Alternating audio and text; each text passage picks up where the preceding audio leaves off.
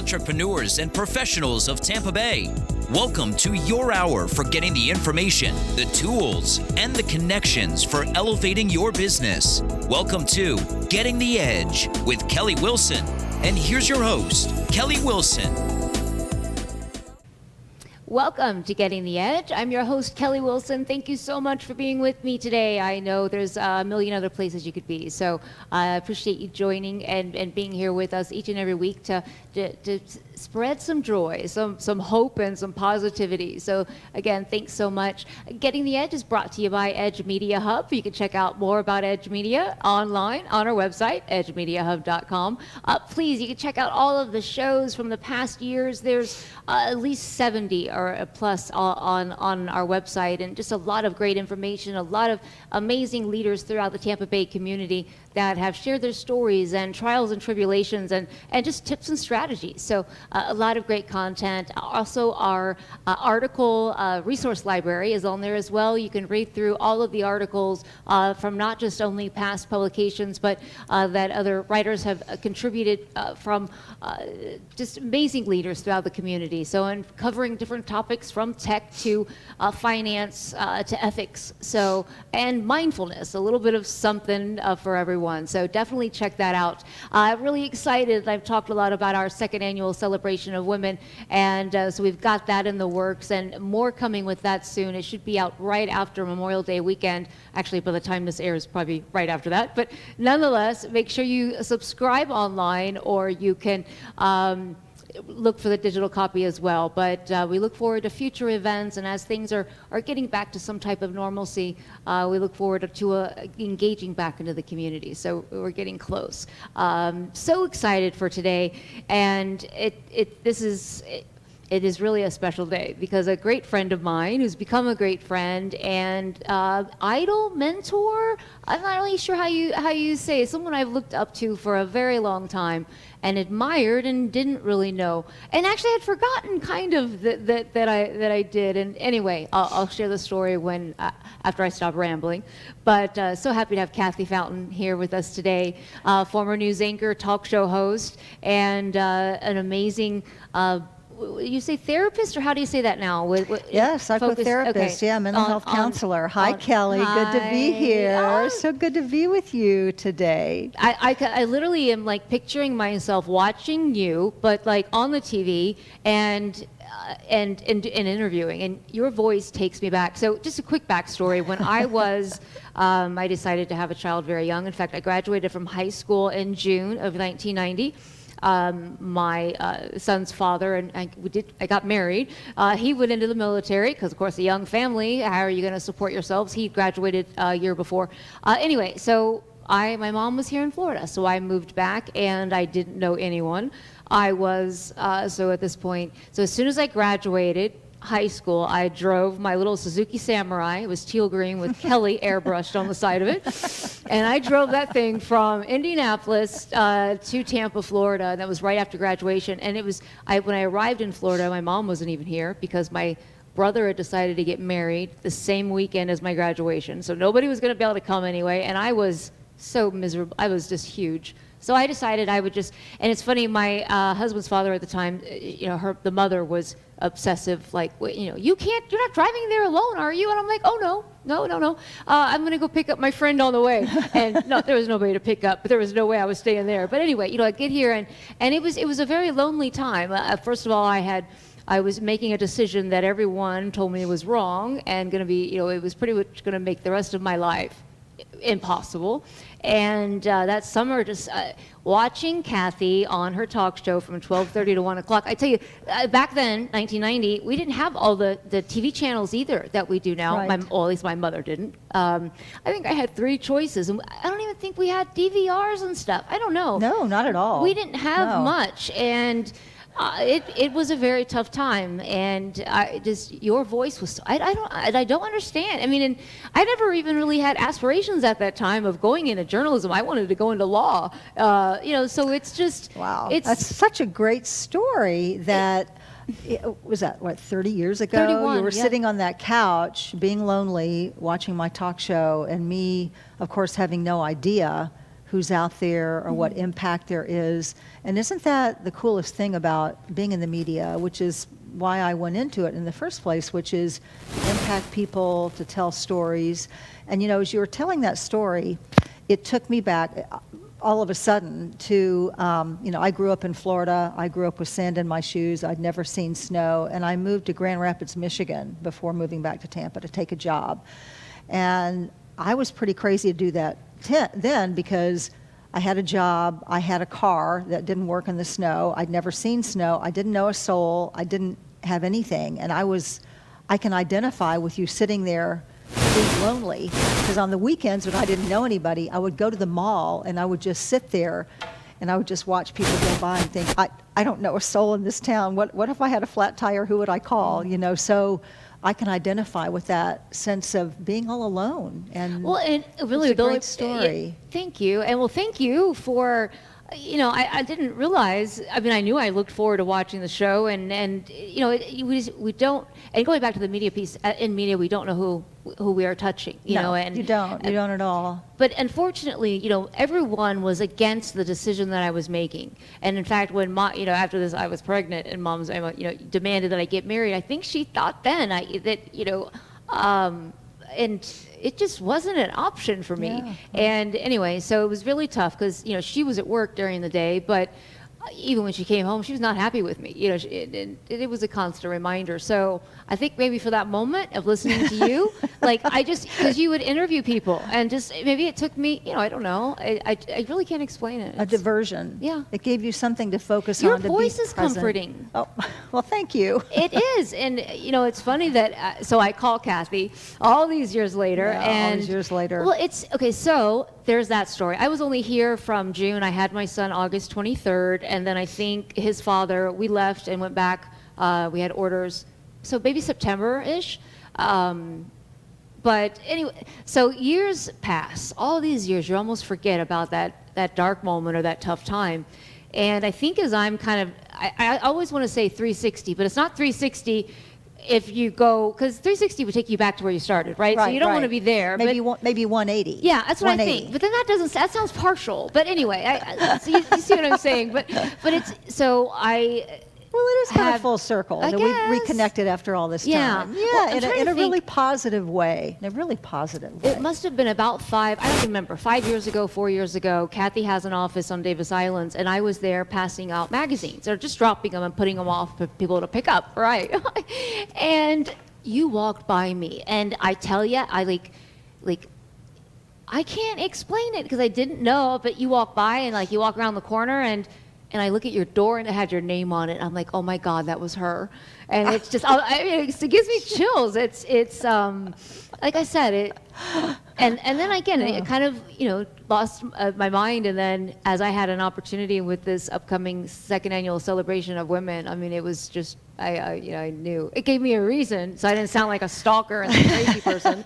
Well, I'm honored to be included. Thank you, because the women you are putting in your magazine they are top shelf people. They're quality people. They've accomplished things, and I'm honored to be in their presence because they're really doing great things. Yeah. And so are you. Yeah. Well, thank you. And you have and continue to do as well. And it that is, I feel so honored to be in the position that I am, that I can highlight these stories, because even if I think some maybe are vocalized or some stories are more known, and others are more behind the scenes. And even sometimes if we're not behind the scenes, our stories still are. I don't know. We don't always know what's going on and what everyone has gone through to get to where they are. And you think about 1990, you'd broken a lot of barriers too at that time, and we were joking about that being the Oprah era, when yes. I said, you had why did they? I'm surprised because I watch the news so much now that they had a talk show in the middle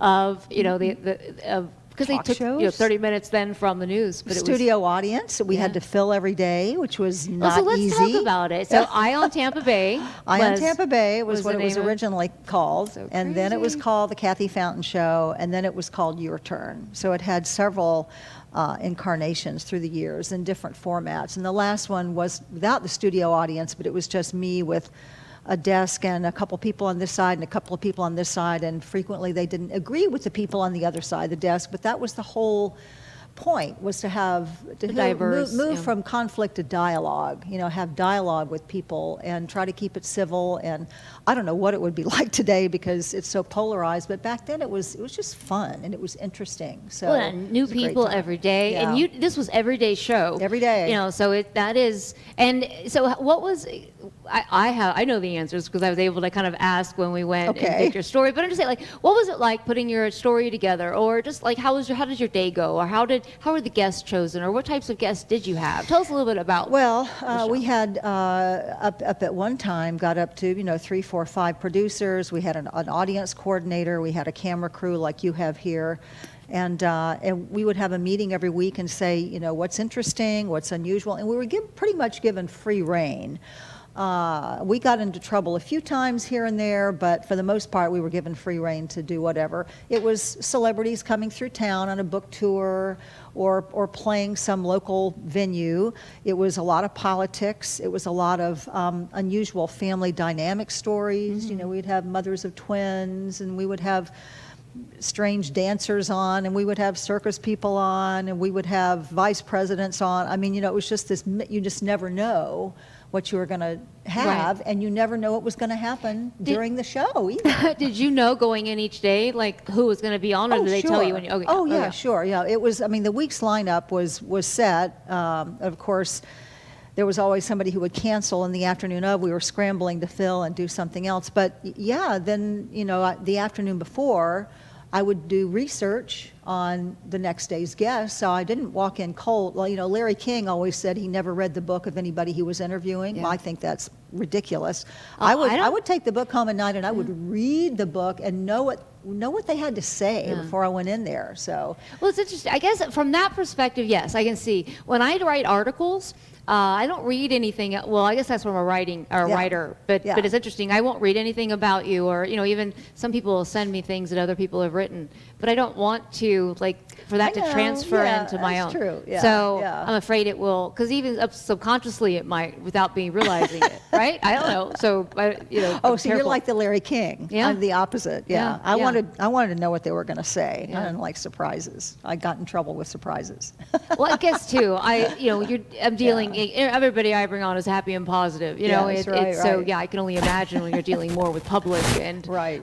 Crazy stories. But that is what people want to watch too. Yeah. That's true. yeah, The more titillating, the yeah, better yeah. sometimes. And, I was leaving just about the time that everybody was really pushing that envelope to be Like more the Jerry Springer, more provocative. Because that was his era too, yes, wasn't it? Jerry Springer, Sarasota resident. Yeah. That was all right. Yeah. So he was doing all that crazy stuff, and sometimes I feel like if you do too much of that, you lose the focus of whatever the point is you're trying to make, because you're just so busy, provoking people and being titillated. And there's so much negative. I mean, just all of that back and forth. There's enough reality shows seem to take. It's funny. I don't understand how people watch some things that they do. I'm like, wouldn't they rather read a book and read about something that's going to enhance them than watching people fight? But people enjoy drama, I guess. They do. Well, let's talk about. So not only did you do your show from 12:30 to 1, then you were anchoring, right? You were for the 5 o'clock news. So.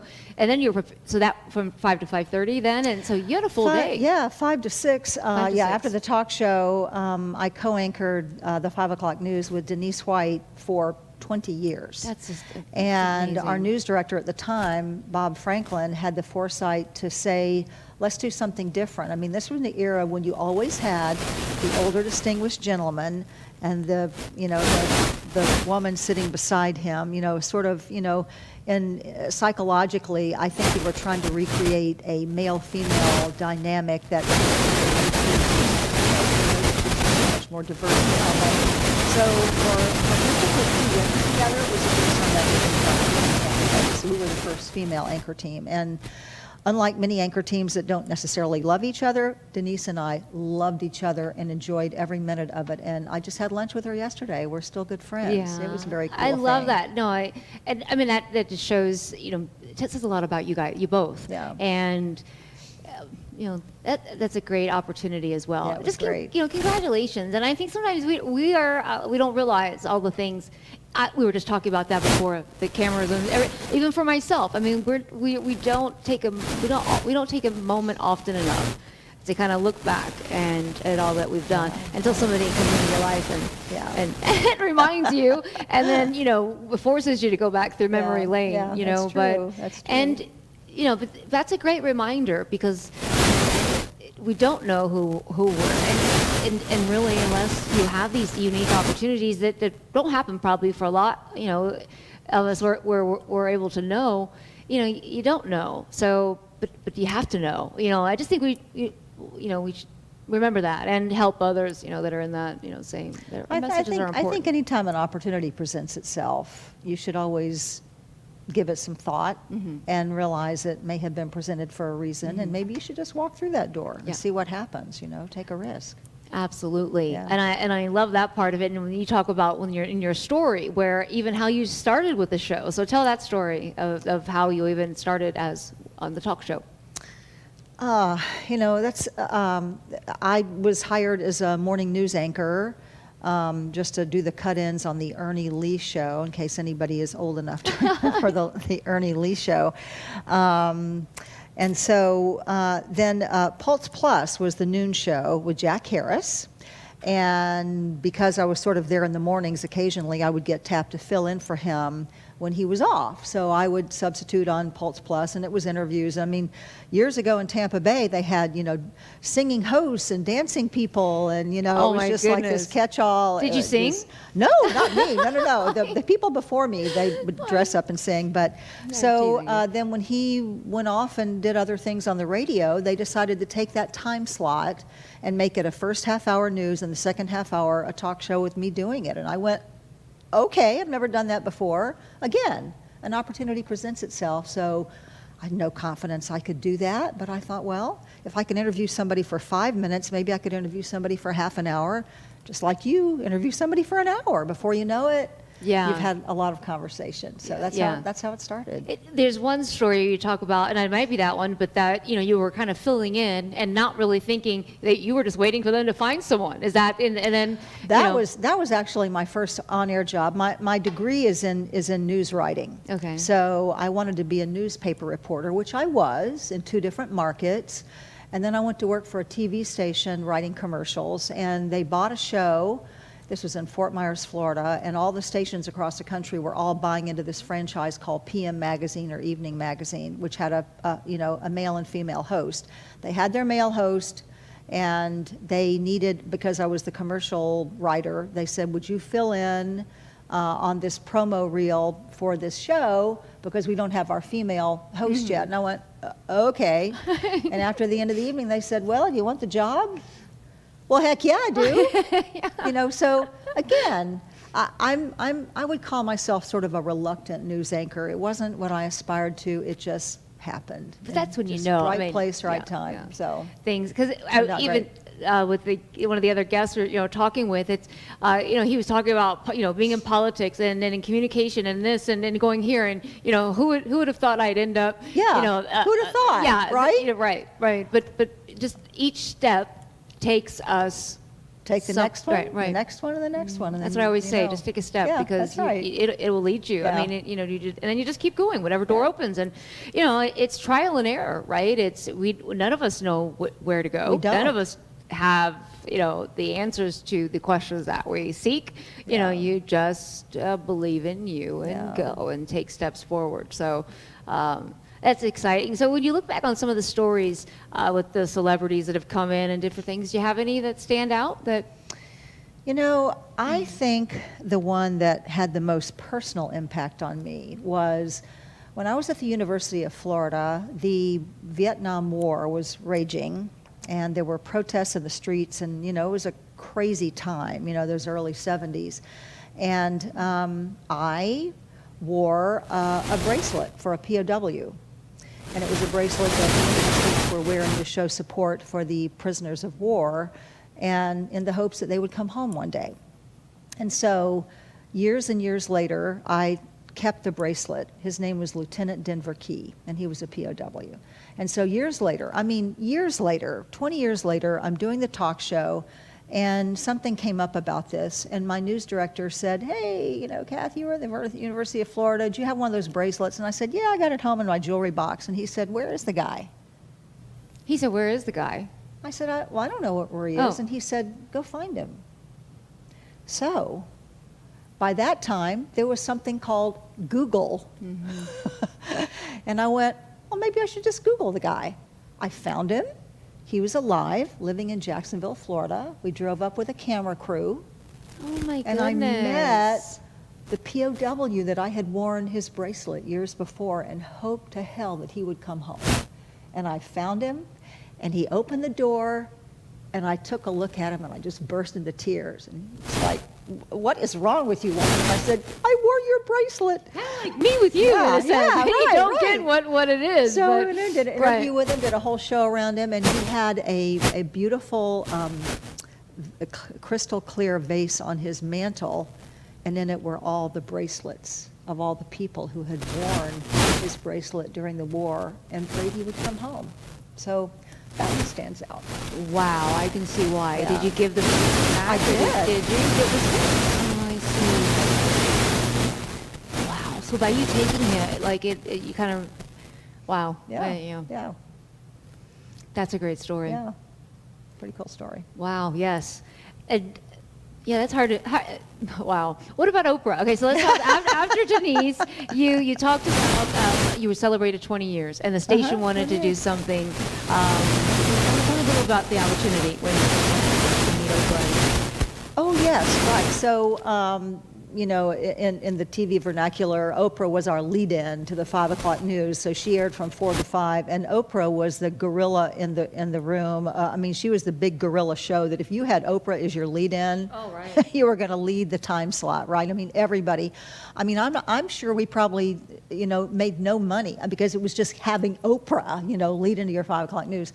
So, you know, TV stations would always send you to do promos with celebrity people. So it looks like, oh, Kathy and Denise know Oprah. You know, they're just girlfriends up there hanging out. You watch Oprah, then you watch Kathy and Denise. So they flew us up to Chicago, to Harpo Studios, and Denise and I were able to watch a live taping of Oprah. Couldn't tell you what the show was because we were just so in awe. It's Oprah. Right. And then afterwards, we had lunch in the cafeteria, and I have to tell you, the woman knows how to make fried chicken because it was just this great cafeteria for her employees. Yeah. And all of her employees' artwork was all over the walls. And so it was a Wow. real experience. And I did get to do a 20-minute interview with her, but she was all business. I mean, she was all business.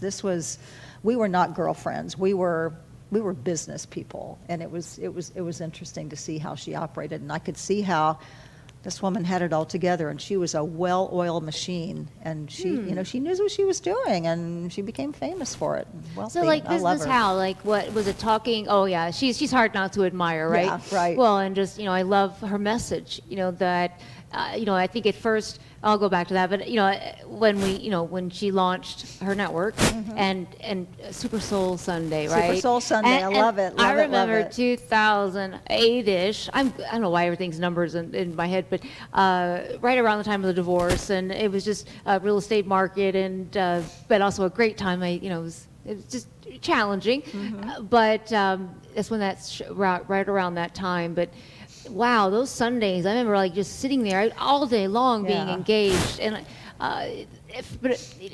she didn't have content for everything, you know, because at first you're thinking, what are you going to do with like all this time? But it's great to see kind of what she has done with it, you know, the last, like 13 years now, I guess it's been. I mean, I just think she could teach a master class in interviewing.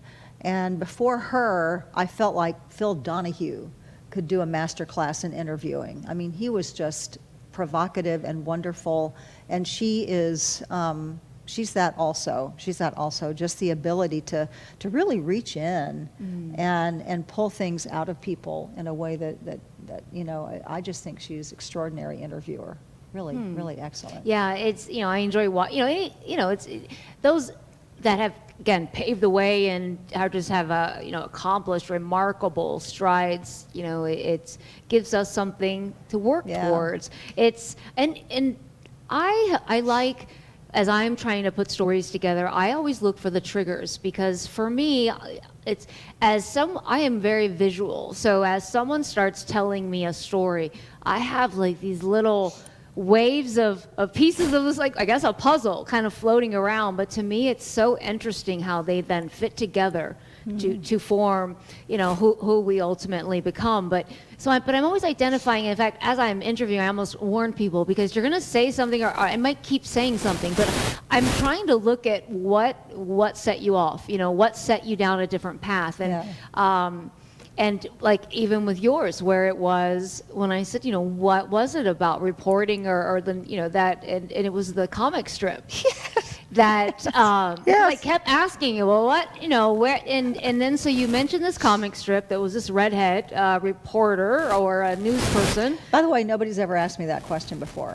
Well, I'm hopeful that's a good sign. Maybe that gives sign. Me like a check mark, like, no one can ever compare to Oprah, or maybe or Phil Donahue, right? Yeah, but hopefully, I remember, goodness, those are great memories too. He was so intense. Yeah. Like, and I just remember him like glasses on, glasses off. He'd have them like, in his mouth or whatever. Mm-hmm. I don't even know how I remember that, because I was young watching him. And not to digress, well, we'll digress for a minute. I just listened to a podcast with him and Marlo Thomas talking about the strength of why their relationship and marriage has worked for so long. It was so interesting. Phil Donahue and Marlo Thomas, he has that, the deep voice, that beautiful deep voice, and about their marriage and how they've kept it strong all these years. It was so interesting, and I've almost forgotten about Phil Donahue because so many years ago. Well, anyway, I digress. What was the big takeaway from that, or I imagine it's quite a bit. But the takeaway was that they never forgot to find ways to express gratitude to each other in teeny tiny ways and in big ways, and they had rituals that they followed.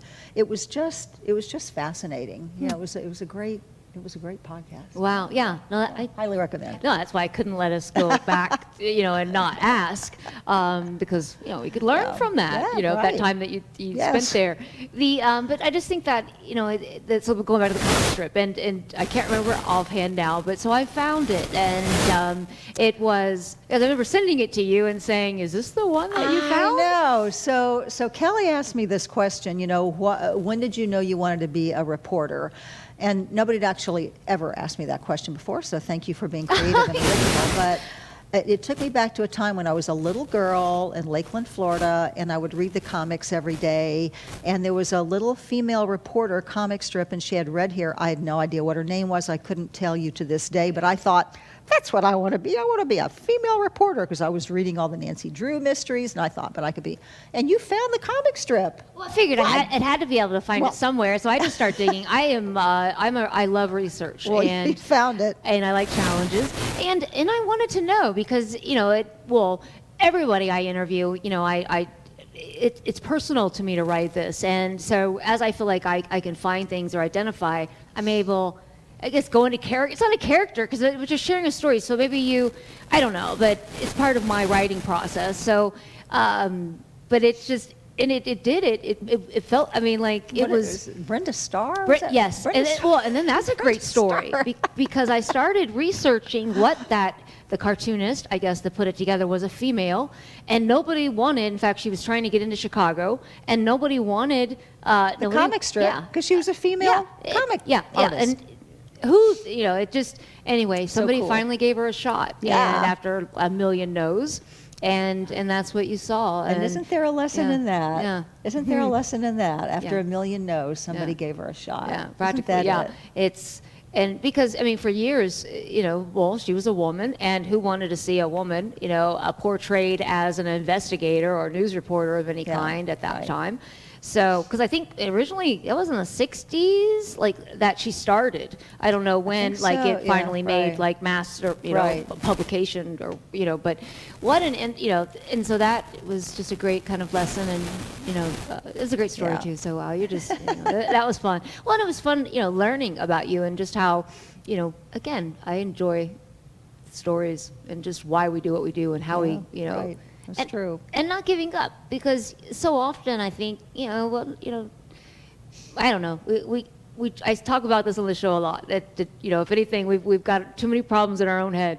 We can be our own worst enemies and worst critics sometime. And it's unfortunate because especially now kind of I've got a long way to go because I think it's always a continuous process, but having now some type of,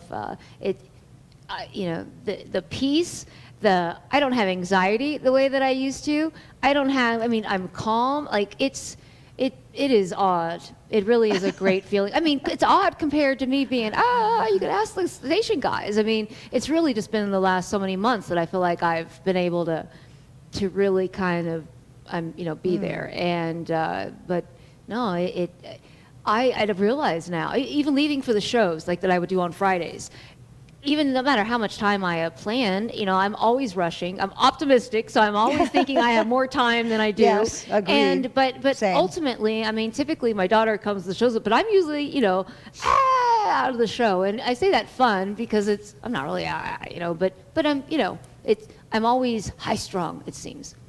And I do drink a lot of caffeine and stuff, but but I feel I'm so much calmer. I don't know. I highly recommend and I hope to implement that a lot more into the shows because it's become so important to me. It's just meditation and being mindful and trying. Oh, absolutely. Because it doesn't matter how determined I am to make this work, and that's kind of where it started recently. Was I had dedicated so many years to being here, and especially in the last 10 of really trying to follow my path of where I should be going, and I knew it's pieces of the puzzle, and they'll continue to be put together, but I could not move past the fact that I was holding myself back somehow. And I attended quite a few leadership conferences and just, in fact, one that I went to was just talking about breakthroughs that a lot of people had in these, so they talk about past and different things. And I didn't have a breakthrough. I mean, there was a lot of great things that I took away, and I filed away, but I still hadn't had really that breakthrough that I wanted. Anyway, so, and from a therapist perspective, I guess, you can think about it, but for me, it was finally realizing that I had triggers beyond the stories that we talk about, but it was identifying triggers within me that happened throughout my life that set me into certain ways. It was also a matter of making right by everything I'd ever said and done that I thought was off kilt somehow. I mean, to anything, because I feel like if we're not right, I mean, that could be like you looked at somebody wrong in high school, but if it's still bothering me, you have to somehow either make peace with it or reach out, make amends, just apologize. If there's a relationship that you haven't been in contact with forever, reach out. I mean, when we have this unrest in us, and it can be as minute as we don't even know it's there. I mean, it could be somebody. It's just fun. I mean, it's not fun, but it's again discovery, investigate. Even from a mental standpoint, you can find those and work through them. And I think once you discover them, gives you like one step further in peace. All I ever wanted was peace of mind, and to be able to do what I want. But well, I mean, obviously, I believe in self-examination. Being a therapist, what is the phrase? The unexamined mind, the unexamined life is not worth living. That everybody at some point has to look inward and decide, do I believe the narrative that I've been taught all my life or told by other people or my childhood or my parents or, people in my lives, or do I create a new narrative for myself that's more self-aware? So I believe self-awareness. That's a great way to put it. I don't often, and really even years ago, I thought they thought the same way I did, right? You think that everybody has the same, because you don't know any different. You grew up however you grew up. You don't know how the rest of the world exists. You just assume everybody feels like you do. So when you're walking out or talking, you just assume everybody is in the same place at the same time. But you're each experiencing something different because our the way we're looking at our views are completely different. And I think, trying to develop that understanding as well, and especially I think in today's time where I may not agree with how somebody else's reality is or thinks, but I can appreciate their standpoint on it. Yeah. And just acknowledge and accept, and it's okay that we're different. I can respect you for that, Yes, right. We need that, and I'm on a mission. Anyway. Mission possible.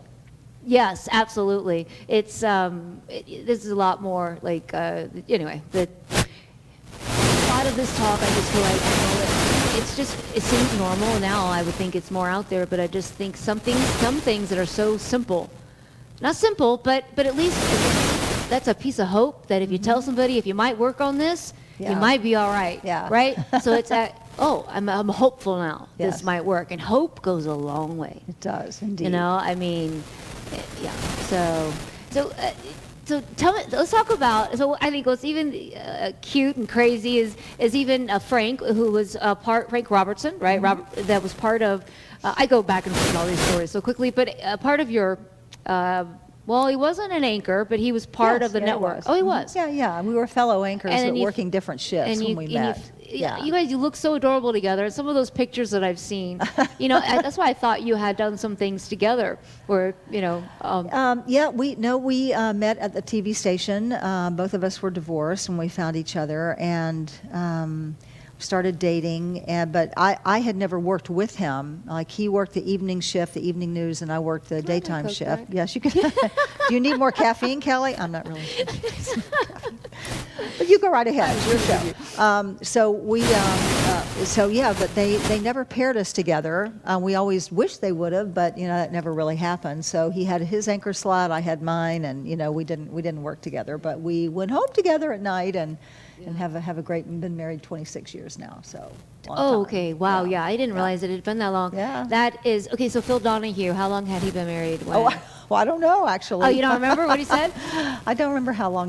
they've been married a long time. 26 years. 20-something years with him and Marla Thomas. I think. Yeah. That is, well, congratulations, because you. know that's it's a lot of work, and you know, especially as we grow and people grow, and I think growing together, you know, and being able to communicate, you know, and have that. It's been good. It's been good. He's a great guy. And not that you're not gonna, you know, we all have, you know, whatever, but you work them out, and just like Phil and is it Marlo? That name sounds familiar. Like I was supposed to know. Marlo Thomas? Is she? Yeah, she's Danny Thomas's daughter.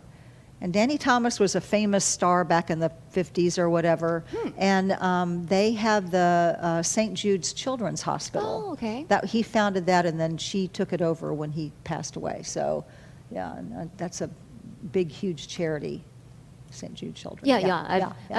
They have a lot of theirs, commercials right, that I've seen in the sad commercials. Yeah, it is sad, right? Yeah. So what do you look forward to next? Or let's talk a little bit about your, because I know you're very passionate about Kathy Fountain Fertility. So what I'm doing now, for 20 years I've had a mental health practice that's Kathy Fountain Fertility. Now we've rebranded to the Fountain Fertility Group because I have a partner now. But I decided at the end of, not the end of my television career, not really at the end at all, but at some point, it was maybe in my 40s or so, early 40s, I said, you know, I don't think this is something that is sustainable. I want to find something else that I could do after television that I don't have to worry about what my hair looks like, how old I look, you know, I just wanted something that I could do that was just for me. And I decided to go back and get my master's and become a counselor. And so while I was in graduate school, Frank and I tried to have a baby, try to get pregnant. And we had fertility issues. And it was very painful and difficult. And I realized that when I finished my degree that this would be a really good, I know it sounds fertile ground, you know, for a counselor to work with couples and individuals and people who were trying to get pregnant and couldn't, because it's a very, very, very painful road to travel. So I got my degree, and then nights and weekends I would see couples, and I would go during the day and do my TV job. So I did that for about 10 years to sort of build my practice. And then when I retired from television, that just became my full-time thing. And I think that's amazing too, that you kind of foresaw that there was more. Yeah. And you know, I think sometimes we have to experience, you know, really tough things in our life. But I also think that we do that for a reason, in order to help others get through things also. Yeah. And, you know, so, you know, I can imagine, you know, thankfully, you know, you are there for these couples, and you know, and you're able to help them through this, you know, difficult time, you know, 'cause. Well, I think that it feels, this second career is emblematic of what I was trying to do and the reason I was attracted to the media 20 years before. And that is, you want to make an impact, you want to help people, you want to tell stories, you want to make a difference in some way. The media landscape has changed so much now. I'm not sure that I would have the same opportunities today to have the impacts and the sort of storytelling that was possible when I call it the golden age of television, of local TV news, when you could actually go out and do stories and spend time with people and spend days, and that doesn't happen anymore. But the mental health practice now, working with fertility patients and clients, is now giving me that same path to impacting people, talking to people, helping people, offering a path, offering something else that they didn't consider. And so it's sort of come full circle. It gives me, that has allowed me to do what I originally got into the media to do that, again, today I'm not sure that would even be possible. Well, I remember us talking about when we were going through kind of the interview for the magazine and just asking, had there been difficult times as a woman in the media business, and as women, and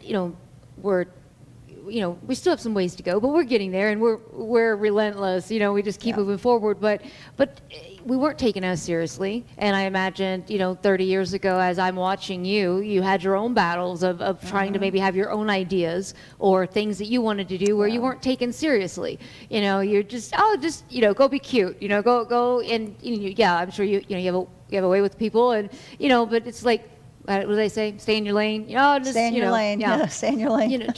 But so it's and I have felt that even in what I've tried to do. I feel like people don't take me. They might see a cute face or something. They don't take you seriously.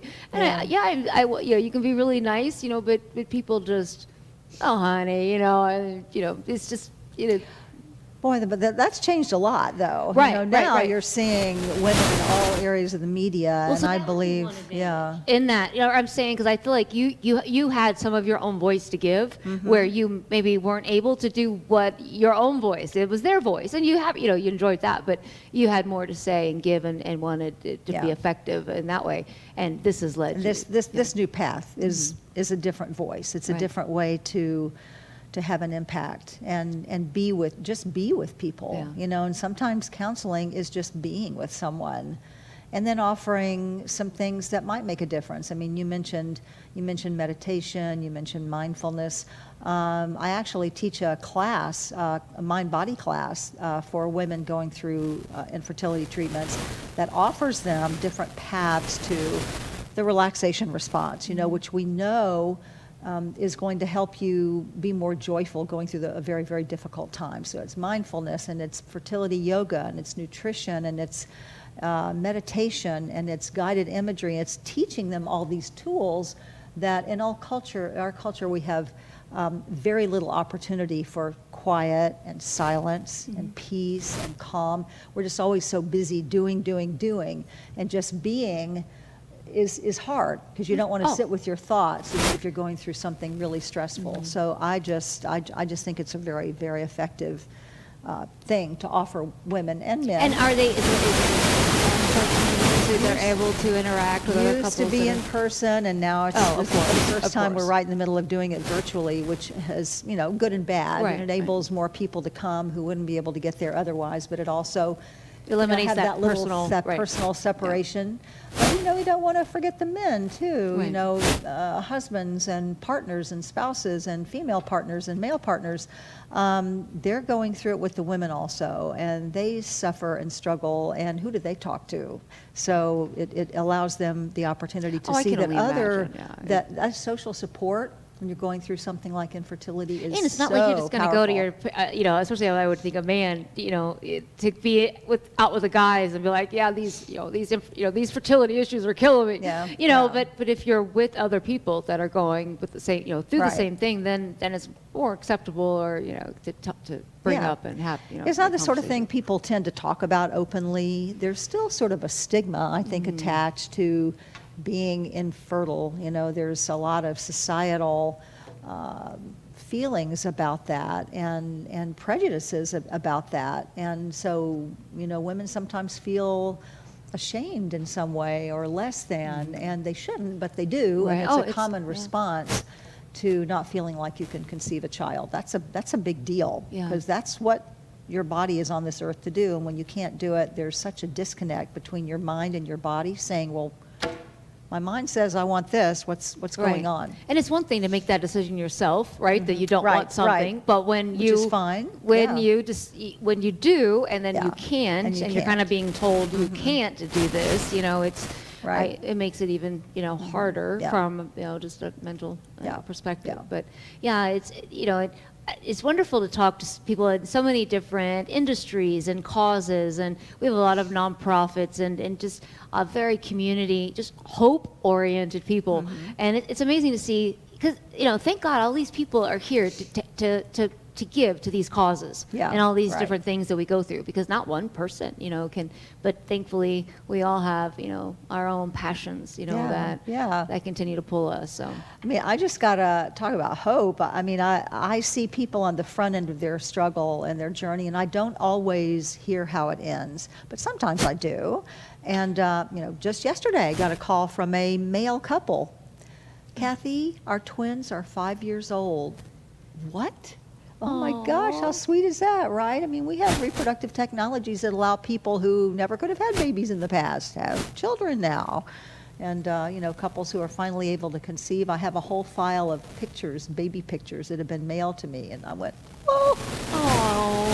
so cool, so cool. And to be a part of that, or been support, or just piece of the journey, Yeah, I just think, again, it's those little pieces of hope that you're providing them too through this process, that for one, you're going to be okay, mentally. You're gonna be okay. I mean, hopefully you'll be successful and you'll conceive, and but if not, you're okay, and kind of teaching them, or instilling with them that hope factor as well. Sure. That no matter what, you work it out. And, no, it's great. It's the way we've had to adapt, and with the pandemic, and just there has been some great things out of obviously that, but it'll be soon. It seems like we'll get back. We're getting back. We're getting back. Yeah, getting back. It's coming very slowly after one of the strangest years any of us have ever experienced. Yeah, it's been crazy. It's but I've talked to some different people, and I just had Roger German with the Florida Aquarium, and a great friend, and just so positive, and what a fantastic leader for the aquarium. But we were talking about conservation and the coral reefs, and just with everyone staying put and not being out, and just all of the benefit that has given our wildlife and conservation areas, because these animals now have come back. They're recovering now. Yeah. Oh, absolutely.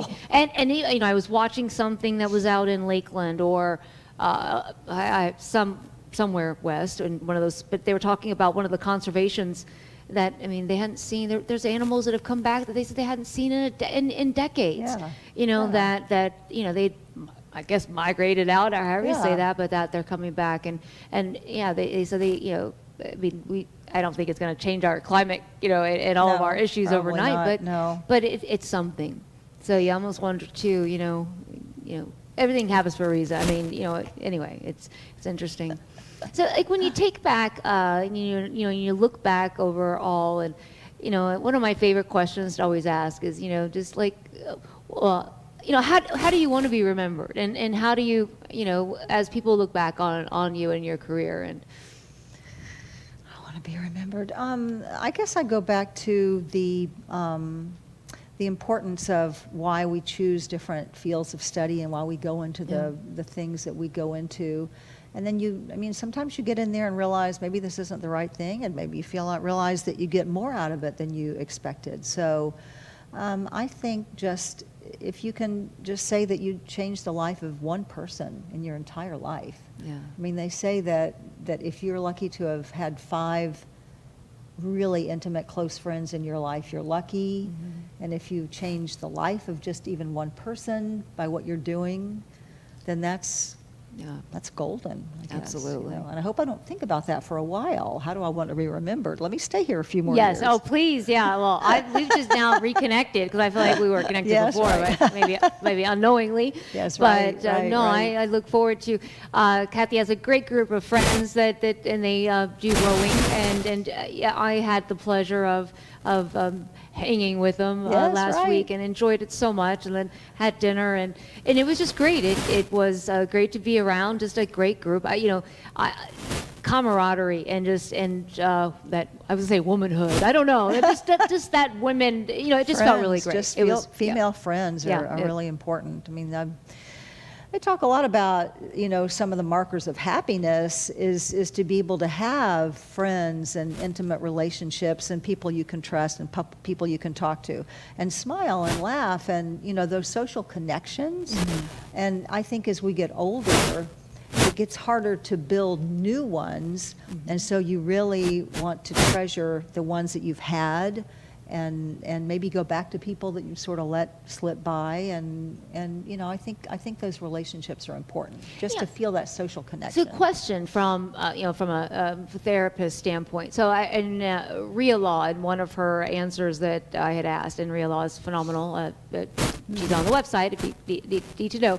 And I asked her about a toughest lesson learned, and her response was, when you identify someone is not like you, or maybe they're bad, maybe even unethical, or just that some people are not good for you to remain in your world. And if you're building a brand and building, your word is everything, so you detach and you eliminate as soon as possible. You need to reflect often on who should not be there. Mm-hmm. And as I talk to different people, and as people grow up, and even younger people out of college and high school, and you have those friends, but then you're not as close. And Right. What's your advice on then? Okay, so if you have identified someone in your life that maybe isn't there, how do you break, or end a friendship, or do you even make it anything? Do you just become busy and end things, or how do you get away from bad relationships or Wow. something that might not be suitable for your future? From a younger perspective, from young, or I guess or older, I don't know, just in general. Well, I haven't had that many experiences with people who I needed to jettison from my life necessarily. I've certainly had coworkers that turned out not to be the most supportive. And I did have a coworker one time that I felt turned on me unprovoked, and I didn't know where it came from. And I suffered through that for a long time of trying to figure out what part did I play in it, what did I do to cause this to happen. And I think that she and I just ended up drifting away, just knowing, what, that's just broken, and we're just going to have to let that go and wish each other well and move on. Never had the big conversation where I said, get out of my life or anything like that. It was just kind of like, we know that this is just run its course. It's just run its course. And who knows what factors cause people to have that conflict. And sometimes it's just grow apart building and you just don't even know this other person is thinking these things. So, that gets back to the therapeutic thing of you shouldn't, I think, just suffer in silence and feel something about someone or think something and just never find your voice to be able to say, this is not working. This is bothering me. Let's work on this. As opposed to people who just silently say nothing, passively, aggressively. It's just important to be able to calmly say what's on your mind and address things instead of just sitting on them. Well, and especially from that perspective, it goes back to kind of what I said earlier, as far as digging for peace and, making things right. Don't assume things. If you gotta, just bring it up and get it out in the open, and then you can, check mark. I like the check mark. Yeah, right? the assume thing is really big because a lot of times we make up in our heads what someone else is thinking, doing, saying, and what their motive is. And if we don't explore it, we just make an assumption. And then we can run with that, That's right? right, And then right. you go into Yeah. a whole nother And it's- make-believe world right. with Yeah. that of what you've done, or Right. it's Yeah. always ask and find out, and don't let things, because like you just mentioned too, you obviously let that for a while bother you, Right, and right, and yeah. it does. Before you know it, months can pass, and you're still worried or thinking about something where Yeah, you could have right. saved yourself that, and I think it's funny. The more I learn, I read all the time, and the more and the more I read and learn, the more I feel like I don't know. It's like my daughter will ask me questions sometimes, and I'm just like, I'm not going to answer it, because I just feel like just don't if I know. give you my opinion, it's only my opinion. Like if I answer that, and my opinion is based on my life and my perspectives of things. So who am I to answer this? And it's funny now. I'm more hesitant to answer things like that, because and I guess it's true with everybody. Everybody that says something, I mean, it's just my opinion. Yeah. Yeah. I think sometimes it can be, especially when we go back and identify triggers of everything that happens through life for all kinds of people and everyone. I mean, triggers could be things that, anyway, that were said, and they weren't even meant to be said in a certain way, Right, anyway, but yeah. they can take you down. We're about out of time. We've got about a minute left, and A minute I told left. you it goes so fast. Oh, a minute left. it just goes so fast. I am so happy that you are here in my life, and I imagine you're going to see quite a bit of me for quite some time now. I hope so, Kelly. I mean, when you told me your story of watching me on television when you were sitting alone, I was so touched by that, thinking you just never know what you're putting out in the universe, and then it comes back to you. So I'm very grateful that we have reconnected. So No, thank you. Likewise, I am honored to just learn more from you, because I learn even without, I'm going to stop because I have to just keep going and going. But just even from an inspirational standpoint, everything, I'm really excited. So thank you. For more information on Kathy, please check out her website, Kathy. Wait a minute, I know what Kathy. Well, it was KathyFountainFertility.com, Okay, it but we're changed. moving it to the FountainFertilityGroup.com. There you go. There you go. We've got it all. There it is. All right, definitely. And more information, she will be included. Check out the amazing Kathy Fountain in the upcoming second annual celebration of women. So much to come. So have a wonderful day. We'll talk with you soon. And until next time, never stop dreaming. Thank you so much.